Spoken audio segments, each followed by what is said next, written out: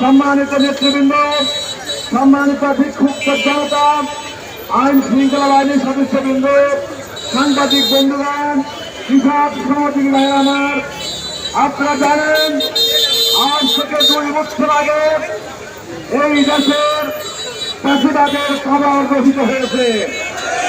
দীর্ঘ 15-16 বছর এই দেশের রাজনীতির প্রমাণ মামলা দিয়ে কারাগারে আবদ্ধ রাখা,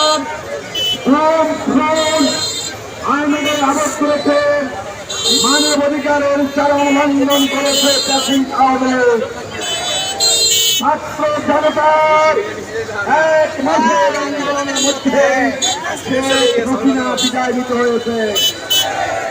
আমরা মনে করেছিলাম ফ্যাসিস্ট বিদায় হয়েছে, এই দেশে গণতন্ত্র প্রতিষ্ঠিত হবে। জুলাই সনদ বাস্তবায়নের মাধ্যমে